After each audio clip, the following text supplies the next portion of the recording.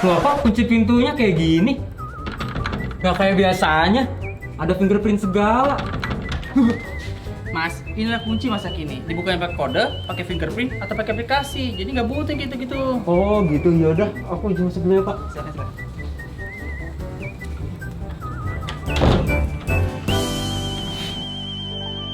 Sangat sulit untuk menggambarkan betapa menyenangkannya menggunakan smartphone ini. Saya jatuh cinta sama Samsung Galaxy Fold yang pertama. Tapi yang ini jauh lebih baik lagi.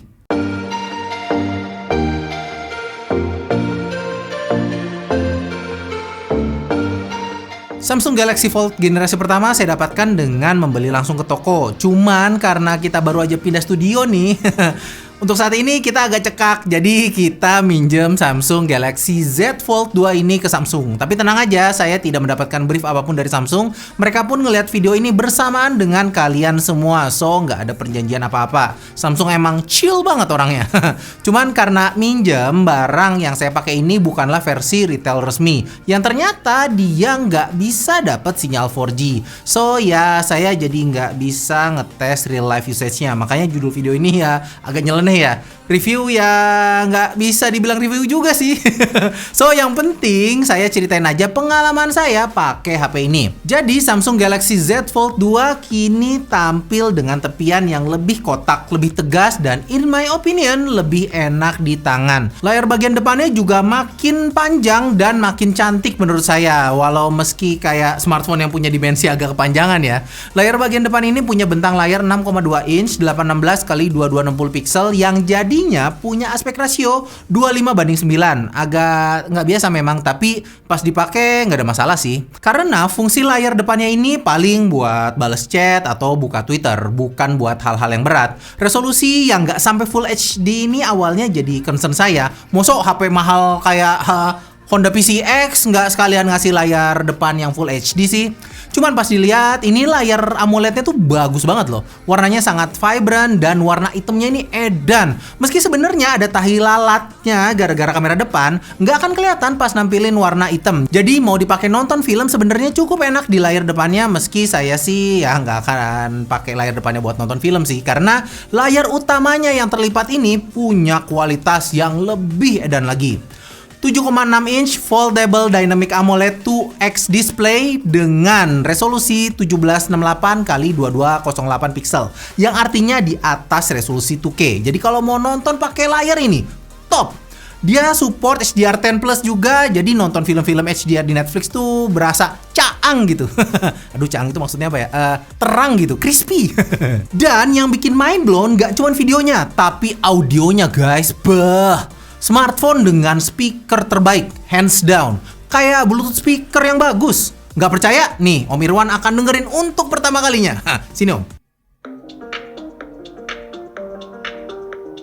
Taruh di meja dong. Keren, keren. Belum nampilin lagunya kali, nggak oke. Coba yang lain.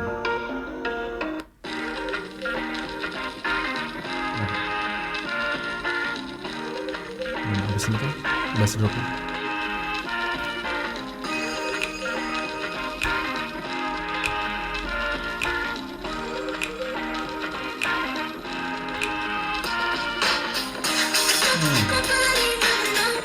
Enak.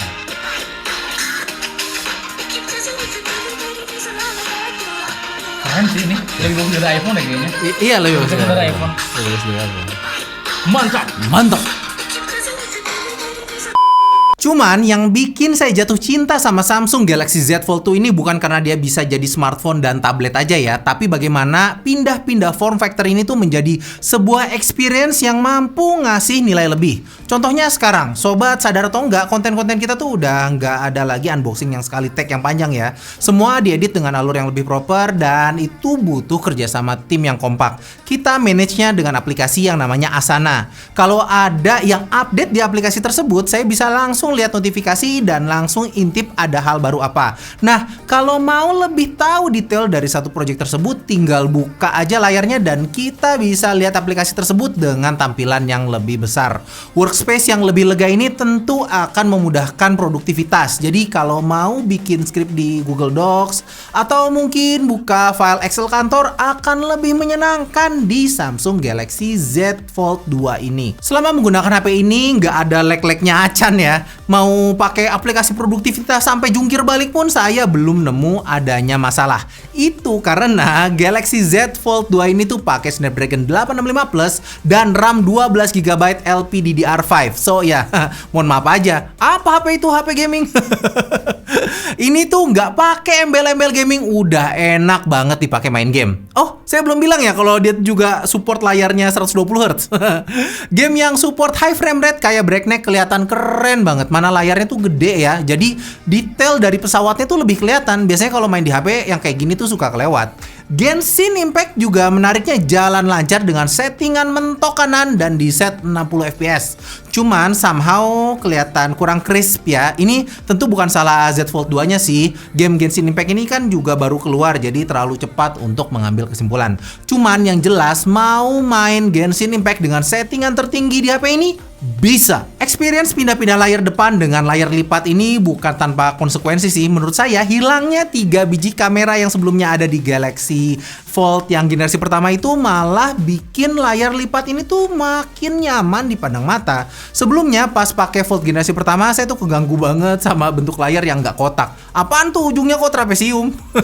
Cuman kurangnya ya ternyata kamera depannya ini tuh nggak sebagus generasi pertama. Buat selfie cocoknya dipakai pas lagi terang aja. Kalau agak gelap menurut saya masih bagusan kamera selfie-nya Vivo V20 justru. Ya memang resolusi kamera depan dari Z Fold 2 ini cuman 10 megapiksel, baik yang ada di layar lipatnya ataupun di layar bagian depannya. Kualitas keduanya juga identik dan kayaknya sih ini peruntukannya untuk video callan aja.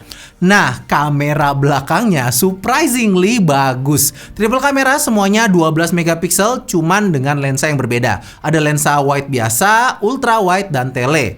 Terima kasih Samsung udah nggak ikutan gimmick kayak kamera kebanyakan yang nambahin lensa makro gitu ya. Lensa kok makro? Emangnya robot? Makro. Makros. Oh, makros.